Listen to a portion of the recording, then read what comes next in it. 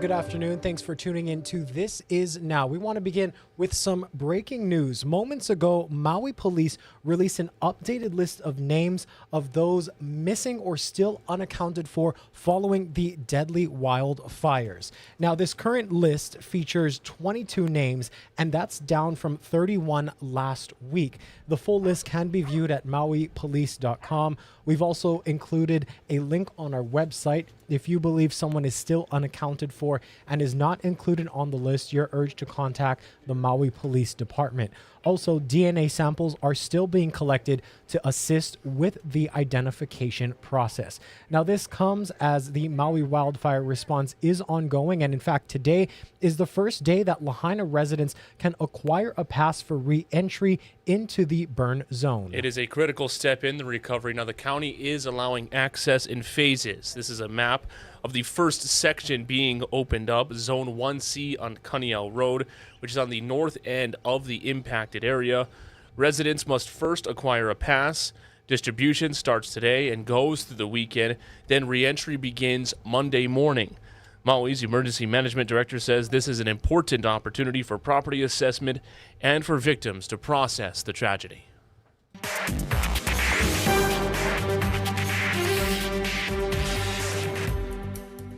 But most important is getting that closure. For many of them that left in the midst of the fire, this is going to be the first opportunity to go back and really see what's left, right? We really want to prepare them. And when I say assist, why we're doing this is, again, really to provide them with that closure that's much needed and been long awaited. Information on access and acquiring a pass is on our website, hawaiinewsnow.com. The first of two community meetings is scheduled for today at 5 p.m. at the Lahaina Civic Center. The second is Sunday at 3 p.m. at the Maui Arts and Cultural Center. The goal is to provide updates on housing, air quality, and more.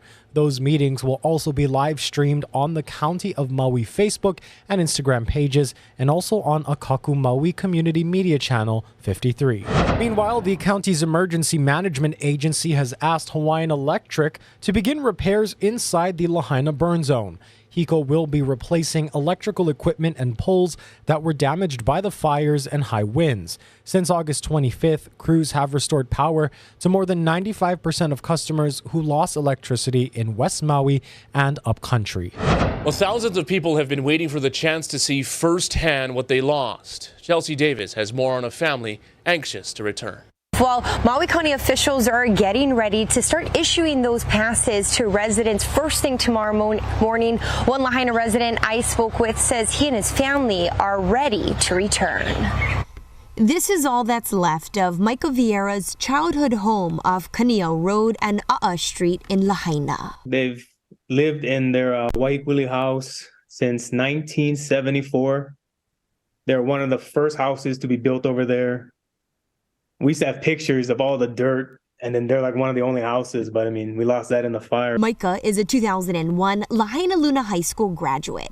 He moved to Utah in 2003 for college. That's where he met his wife and had 3 beautiful children. And although Utah is where he lives, Lahaina is home. He was in Utah when the fire broke out. I'm trying to call my parents. There's no phone coverage. There's no electricity, none of that stuff. I think I called maybe every 20 minutes. They posted some aerial footage, and I was telling my wife, I said, Jess, the house is gone. Micah got on the very next flight to look for them. My grandma on my mom's side lived in Honokawai. And in my mind, I was thinking, if they got out, that's where they would go. And I found them there. I found them in Honokawai, in Honokawai Marketplace.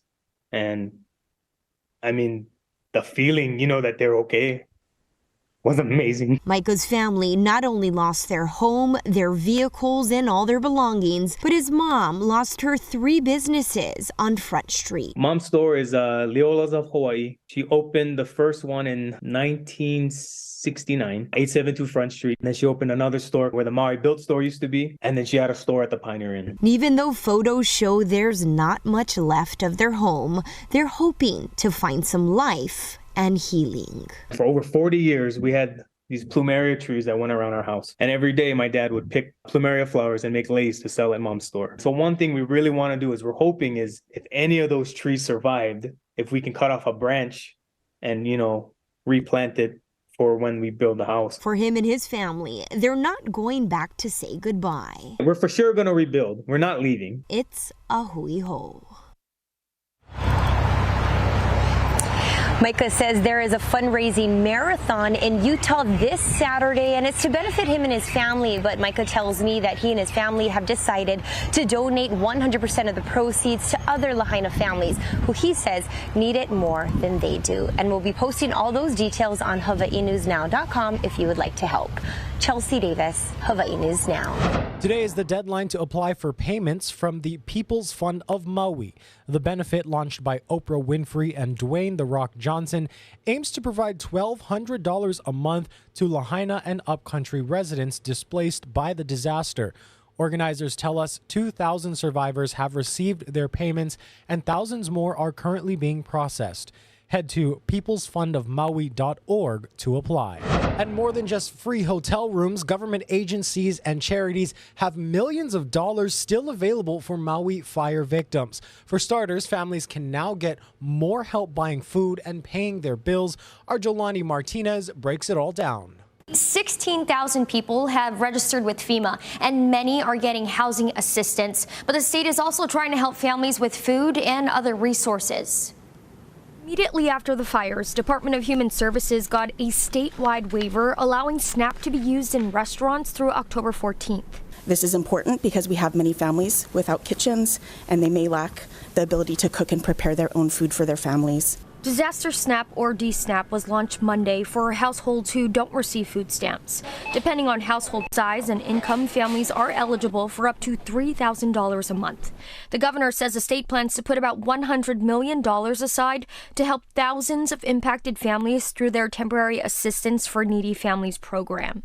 TANF funds may be used to help families with dependent children with up to 4 months of housing, utilities, and transportation costs to assist with one-time purchase of clothing and school supplies. I think there's at least 3,000 families that are in pretty deep trouble, and that would produce a pretty large check. If you do the math, you could see it's about $30,000, but we're not sure yet what that final number will be. We're working that out with TANF. The Hawaii Community Foundation says they're looking to leverage government partners. Over the past 40 days, more than $120 million has been raised for its Maui Strong Fund from 200,000 donors across the world. Nearly $25 million was given to community organizations supporting Maui. The CEO says they have more than $90 million left. You have half of the population that wants to be told what are they going to do and what are you going to do. You have half of the population saying, I want input on what you should do. And balancing that is a very, very difficult thing to determine. We're leaning a lot on Mayor Bisson's community outreach that is occurring right now. So far, 1,000 survivors have applied for Disaster SNAP. There is an application site on Maui at the Hyatt Regency. It's open through Saturday from 8 a.m. to 6 p.m. The state says there will be interpreters available. Jolani Martinez, Hawaii News Now. We've learned overnight that a pedestrian who was struck by a vehicle on Hana Highway last night has died. That person was hit just south of the airport near Haleakala Highway at about 7:45. The highway was shut down in the area and traffic was rerouted. Police have opened an attempted murder case after they say a 44-year-old man critically burned a woman. This happened in Kalihi yesterday afternoon around 4:30. We're told the 24-year-old victim was taken to the hospital due to the severity of her burns. The suspect fled the scene. No other information was released by police. In national news, New Jersey Senator Bob Menendez and his wife are facing federal corruption charges for allegedly accepting bribes. Willie James Inman reports. Federal authorities announced bribery charges against New Jersey Senator Bob Menendez and his wife, alleging the Democrat used his influence to benefit the government of Egypt as well as 3 Egyptian businessmen. The indictment alleges that Hana, Uribe, and Davies provided bribes in the form of cash, gold, home mortgage payments, a low-show or a no-show job for Nadine Menendez. According to the indictment, the couple allegedly accepted hundreds of thousands of dollars worth of bribes from the 3 men. FBI agents raided the Menendez home in June of 2022, uncovering over $480,000 in cash, stuffed in envelopes and closets. There are things that Senator Menendez says he can do for his constituents and things that he says he cannot do for his constituents. But we allege that behind the scenes, Senator Menendez was doing those things for certain people. Officials also found a Mercedes-Benz one of the men allegedly provided to the couple. The charges stem from a years-long public corruption investigation into Senator Menendez, who's the current chair of the Senate Foreign Relations Committee. Really, the allegation here is that he abused the public trust, that he used this official position and he used it to increase his own bank account and his wife's bank account. In a statement, Senator Menendez says prosecutors are misrepresenting the normal work of a congressional office, calling the claims against him false. He says he's confident the matter will be successfully resolved once all the facts are presented. A 911 recording is painting the picture of what happened shortly after a fighter pilot ejected from an F-35 fighter jet near Charleston, South Carolina. The recording starts with a man saying the pilot ejected and landed in his backyard. He asked the dispatcher to send an ambulance, and then the 47-year-old pilot gets on the phone. We had a military jet crash. I'm the pilot. We need to get rescue rolling. I'm not sure where the airplane is. It would have crash landed somewhere. I ejected. How far did he fall? I was at 2,000 feet. What caused the fall? An aircraft failure. He then tells the dispatcher his back hurts, and the other man notes that the pilot has some scratches. The $100 million jet was flying at an altitude of 1,000 feet when the pilot ejected, according to a Marine official. The crash follows at least 2 others since August 24th that left at least 4 people dead. The string of instances is why the Marines temporarily paused flight operations earlier this week. Well, thousands more auto workers walked off the job in factories across the country as talks between the union and automakers show no progress. Chris Van Cleve has the latest. No wheels! At a Stellantis plant in Tappan, New York, UAW members walked out and picked up signs. We'll be out here for days, weeks, as long as it takes. There's some of about 5,600 workers from 38 locations across 20 states called on to join the UAW strike. Reinforcements are coming. Union President Shawn Fain says negotiations with Ford are moving in the right direction, but that's not the case with General Motors and Chrysler parent Stellantis. We will shut down parts distribution until those two companies come to their senses and come to the table with a serious offer. The latest round of walkouts joined nearly 13,000 workers at 3 Midwest plants who kicked off the strike last week. When you lose production at those plants, that's when things at General Assemblies go down. That's when, the whole system falls apart. So this is a huge escalation in terms of work stoppage. Automakers have seized on what appear to be some leaked messages outlining the union strategy obtained by the Detroit News here in town that seem to indicate the union is planning for a long and costly strike. In statements, both Stellantis and General Motors pointed to the leaked texts and questioned whether UAW leadership was ever interested in reaching an agreement in a timely manner. Still, both say they will continue to negotiate with the UAW in good faith. Chris Van Cleve, CBS News, Wayne, Michigan. Well, troubling census data shows that more Native Hawaiians now live outside of Hawaii than right here in the islands. Our Ben Gutierrez breaks down the numbers. When the Hawaii monarchy still existed, there was no question that the vast majority of Native Hawaiians lived here in Hawaii. The U.S. Census Bureau confirms a new reality for the 21st century. And the reality is that according to a new analysis of the 2020 census, just under 47% of Native Hawaiians or part Hawaiians were living in Hawaii, compared to 55% in 2010. Truth is, we see it.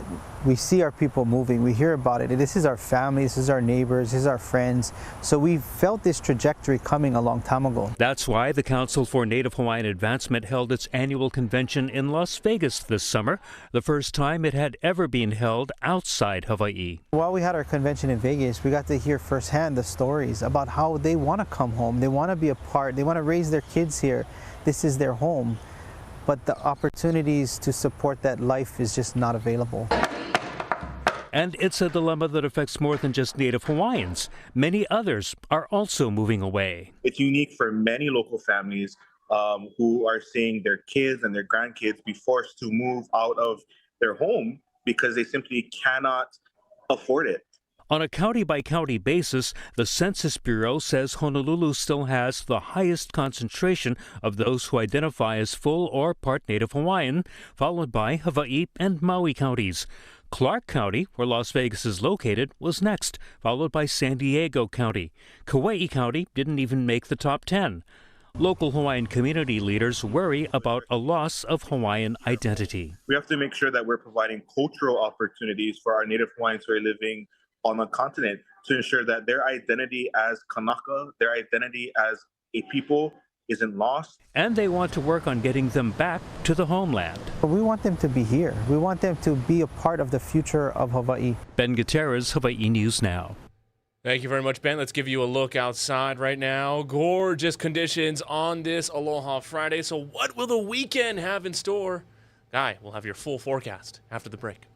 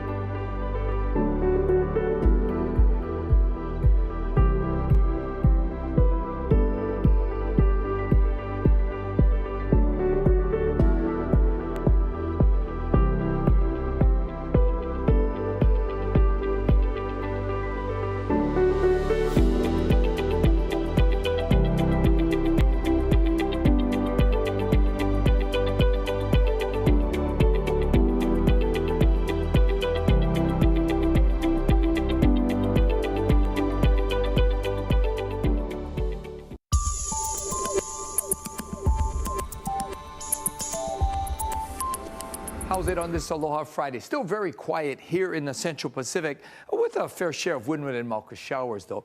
Now, farther out in the East Pacific, we're still tracking what's left of Kenneth. It is now down to a tropical depression. It's going to live and die right in that neighborhood, so it will not impact our weather. But you can see we do have some scattered showers moving in with the trade and flow. Very welcome, by the way, because of the persistent and prevailing drought conditions across the state. Very dry for those leeward areas. Now, trade winds will be running pretty swift today. Look, already very windy over on Kauai. And those winds will be running about 15 to 25 today. And they'll be leveling off in just a Scotia over the weekend. So it is going to be a beautiful day, but we will have some passing showers from time to time, favoring those windward areas, occasionally drifting over to leeward sides. Not a whole lot of surf to speak of. It's going to be very small for north and west shores. A little bit of a pulse rolling into the south side. The good thing is that with the trading conditions should be pretty nice, except for the choppy east side. So we've got these breezy winds. Fall starts tonight. Tomorrow is the first full day of the fall season, although the summertime conditions will persist going into the weekend. And those winds, especially strong today, then they'll be backing off, but they'll hold firm into the latter part of next week. Well, another longtime Chinatown business is preparing to close their doors after 35 years. Our Stephanie Lum takes us there. The unmistakable sounds of Nam Fong, a place where Achu's son has been cutting up and serving up succulent Hong Kong-style meats on Mauna Kea Street in Chinatown since 1988. Yeah, about 36, almost 36 years already, I think, in love. Fans of Nam Fong love their roast pork, suckling pig, char siu, shoyu chicken, and roast duck. It's such an iconic Chinese establishment for roast duck and anything roasted. It's a big loss, but we're happy for you, and it's really hard to find good Chinese food. A little bit sad. Son tells me he wishes he didn't have to close. Almost every day for the past 35 years, he's been getting up at 2 in the morning to hand roast the meats.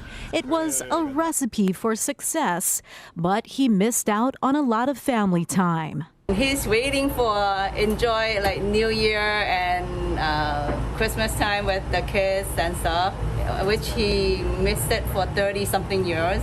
With news spreading that Nam Fong is closing, everyone's rushing to get their order in. Okay. And half a duck.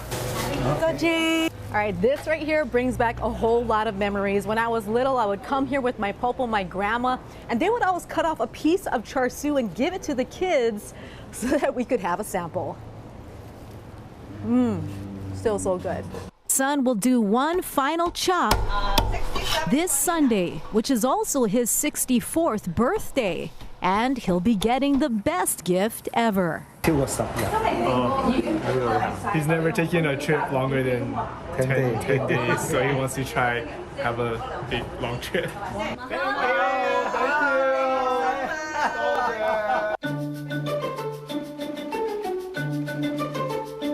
Now to some news from the feeds. You can add Amazon Prime to the list of streaming services, inserting ads into its programming. Starting next year, Prime will include limited advertisements in movies and shows.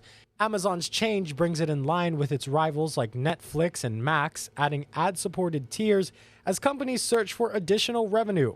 Amazon explained that the commercials will help it, quote, continue investing in compelling content and keep increasing that investment over a long period of time. Customers that want to skip the spots can buy an ad-free tier for an additional $2.99 per month next year. Prime Video is included in the $139 yearly Prime subscription. Well, next week marks National Drive Electric Week as EVs continue to fill the roadways. Casey Lund has more on Going Green.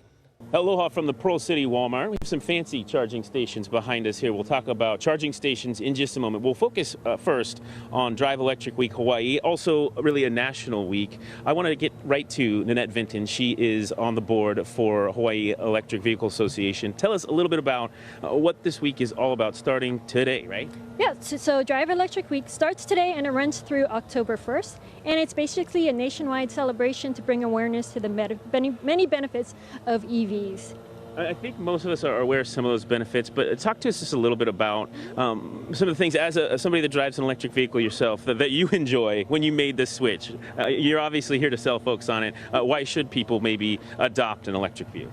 Well, besides being good for the climate, there's lower emissions than a gas car. There are also many financial benefits as well. There's not as much moving parts as we call them ICE engines, so you don't have to do oil changes or anything like that. So your cost of ownership is actually less over the long term than a gas vehicle is. Yeah, and I want to talk just a little bit about some of the things that are going on all week long, not just here on Oahu. Really, it's a statewide campaign, and there's a lot to look forward to this week. What should folks know if they want to learn a little bit more about Drive Electric Week? Well, we'll have events on Oahu, in Kapolei, on Maui at UH Maui, in Waimea on Kauai, and also what am I missing? Big Island, Prince Kuhio Mall. And if you're interested in buying an EV, we'll have EV owners there, we'll have test drives there. So we invite the public to come out. It's free, and you can learn all about electric vehicles. Very good. So a lot going on for Drive Electric Week Hawaii. Well, if you miss any of that, I'm proud of never remembering all of it. I wouldn't have.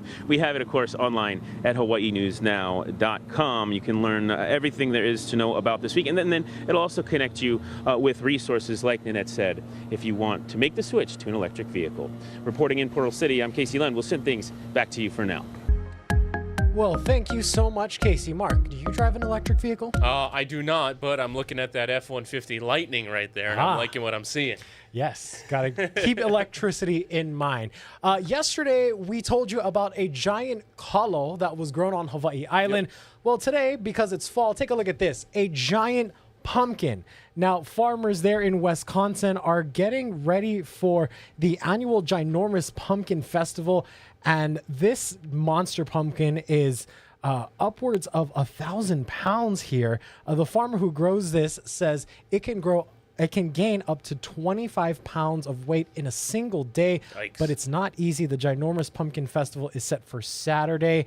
It's amazing to see how things can grow that big. Yeah. I mean, when I was a kid, I had a little tiny pumpkin patch, but it was just a tiny little gourd. And then it would get ripe and it wouldn't get any bigger and it would just rot. So I don't know how they do it there.